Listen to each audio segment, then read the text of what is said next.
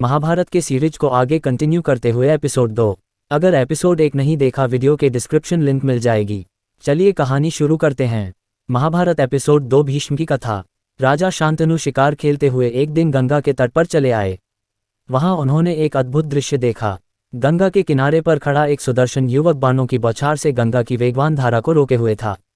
राजा उस युवक के पास पहुंचकर उसका परिचय पूछने ही वाले थे कि देवी गंगा वहां स्वयं उपस्थित हो गई और बोली, राजन, यह आपका पुत्र देवव्रत है क्या? राजा चौंके। हाँ राजन। गंगा ने मुस्कुराकर उस युवक को अपने पास बुलाया और कहा, पुत्र, यही तुम्हारे पिता हैं, इन्हें प्रणाम करो। देवव्रत ने राजा शांतनु के चरण स्पर्श किए। राजा ने देवव्रत को आनंदित होकर अपने सीने से लगा लिया। पिता पुत्र के मिलन पर देवी गंगा ने कहा, राजन, महर्षि वशिष्ठ ने आपके पुत्र को वेद वेदांगों की शिक्षा दी है। असुरों के आचार्य शुक्राचार्य ने शस्त्र ज्ञान और रण कौशल में पारंगत किया है और भगवान परशुराम ने धनुर्विद्या का ज्ञान दिया है। युद्ध में केवल परशुराम ही आपके इस पुत्र का सामना करने की सामर्थ्य रखते हैं। आपका ये पुत्र जितना कुशल योद्धा है उतना ही कुशल राजनीतिज्ञ भी है। आज आपका ये पुत्र मैं आपको सौंप रही हूँ। अपनी बात कहकर गंगा ने देवव्रत का मस्तक चूमा और उसे आशीर्वाद देकर गंगा की लहरों में समा गईं। राजा शांतनु अत्यंत तेजस्वी पुत्र को पाकर प्रफुल्लित मन से अपनी राजधानी लौट आए। राजधानी आकर उन्होंने देवव्रत को युवराज के पद पर सुशोभित कर दिया। धीरे धीरे 4 वर्ष बीत गए। राजा का मन फिर आमोद प्रमोद में रमने लगा। एक दिन वे यमुना नदी के तट और आखेट करने निकल गए। यमुना तट पर भ्रमण करते हुए उन्हें पूरा वातावरण दिव्य सुगंध से सुवासित हुआ लगा। वे उस सुगंध से खींचे चले गए। कुछ दूर उन्होंने एक नाव में खड़ी हुई एक अनिंद्य सुंदरी को देखा। वह सुगंध उस सुंदरी की कमनीय देह से ही निकल रही थी। उस तरुणी का नाम सत्यवती था। वह एक निषाद की बेटी थी। पहले उसकी देह से मछली के समान दुर्गंध निकला करती थी, किंतु फिर एक दिन उसकी मुलाकात महर्षि पराशर से हुई, जिन्होंने अपने तप के प्रभाव से उसे दुर्गंध मुक्त करके दिव्य सुगंध प्रदान कर दी। गंगा के वियोग के कारण राजा शांतनु के मन में जो उदासी छाई रहती थी, वह इस तरुणी को देखकर विलीन हो गई। वे उस युवती का संसर्ग पाने के लिए लालायित हो उठे। उनकी काम भावनाएं प्रबल हो उठीं। उन्होंने आगे बढ़कर उस सुंदरी से कहा, हे सुंदरी, मैं हस्तिनापुर का राजा शांतनु हूँ। मैं तुमसे विवाह करना चाहता हूँ। क्या तुम मेरा ये प्रणय निवेदन स्वीकार करोगी? सत्यवती ने मुस्कुराकर उत्तर दिया, राजन, मेरे पिता दाशराज मल्लाहों के ने स्वामी हैं। मुझसे विवाह करने के लिए आपको उनकी अनुमति लेनी होगी। राजा शांतनु ने केवटराज दाशराज से अपनी इच्छा प्रकट की तो वे बोले, हे राजन, आपके जैसा सुयोग्य वर मेरी कन्या को और कहाँ मिलेगा, पर आपको एक वचन देना होगा।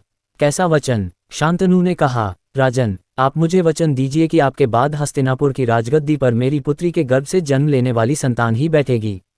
केवटराज की बात सुन राजा शांतनु का मन उदास हो गया। वे किसी रूप से भी देवव्रत के अधिकारों का हनन करना नहीं चाहते थे। उनसे वचन देते न बना। निराश होकर वे गहरे अंतर्द्वंद्व के साथ अपने नगर को लौट आए। महल में आकर उन्होंने किसी से कुछ नहीं कहा। चिंता उन्हें धीरे धीरे भीतर ही भीतर खाने लगी। वे हर समय उदास रहने लगे। शरीर क्षीण होने लगा। देवव्रत ने देखा कि पिताश्री के मन में कोई न कोई गहन चिंता अवश्य समाई हुई है। एक दिन अवसर देखकर देवव्रत ने पिताश्री से उनकी व्यथा का कारण पूछा, लेकिन राजा शांतनु संकोचवश अपने मन की बात अपने पुत्र से नहीं कह सके। किंतु देवव्रत के बार बार पूछने पर उन्होंने कहा, पुत्र, तुम मेरे एकमात्र पुत्र हो। तुम हर समय युद्ध में व्यस्त रहते हो। ईश्वर न करे तुम्हें कुछ हो जाए तो मेरे वंश का क्या होगा? मुझे यही चिंता खाए जा रही है। देवव्रत अत्यंत कुशाग्र बुद्धि के युवक थे। उन्होंने पिताश्री से तो कुछ नहीं कहा, किंतु पिताश्री के सारथी से पूछताछ करके असली बात का पता लगा लिया। वे अपने पिताश्री को बताए बिना केवटराज के पास पहुंचे और उनसे सत्यवती का विवाह महाराज शांतनु से करने का आग्रह किया। केवटराज ने अपनी वही शर्त देवव्रत के सामने दोहरा दी। इस पर देवव्रत ने केवटराज से कहा, यदि यही बात है तो मैं आपको वचन देता हूं कि मैं राज्य के सिंहासन पर अपना कोई अधिकार नहीं मांगूंगा। सत्यवती का पुत्र ही पिताश्री के उपरांत राजा होगा। आर्यपुत्र, आप निस्संदेह महान हैं, वीर हैं, परंतु मेरे मन में एक शंका और है। मैं जानता हूं कि आप अपने वचन के पक्के हैं, लेकिन आपकी संतान से तो मैं ऐसी आशा नहीं कर सकता। आप वीर हैं, आपका पुत्र भी वीर ही होगा। यदि उसने मेरे नाती को राजसिंहासन से उतार दिया तो मैं क्या करूंगा? मेरी पुत्री का जीवन तो नर्क बन जाएगा।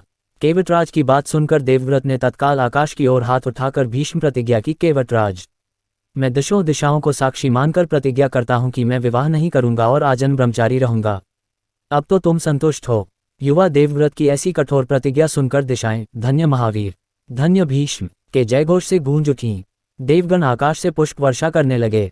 केवटराज भी युवा देवव्रत की भीष्म प्रतिज्ञा सुनकर रोमांचित हो उठे। उन्होंने तत्काल अपनी कन्या सत्यवती को देवव्रत के साथ भेज दिया। इस प्रकार एक पुत्र ने अपने पिता की प्रसन्नता के लिए अपना पूरा जीवन बलिदान कर दिया। भारतीय संस्कृति में ऐसा महान उदाहरण दूसरा कहीं भी नहीं मिलता। इस प्रतिज्ञा के बाद से ही देवव्रत का नाम भीष्म पड़ गया। सत्यवती का विवाह खूब धूमधाम से महाराज शांतनु के साथ हो गया। राजा को किंचित भी इस बात का पता नहीं चला कि उनके पुत्र ने उनके लिए कितना बड़ा बलिदान किया था। उन्हें तो उस समय केवल सत्यवती का सौंदर्य ही दिखाई दे रहा था। धन्यवाद। आपको अगर हमारे वीडियो पसंद आए तो सब्सक्राइब जरूर करें। मिलते हैं अगले भाग में।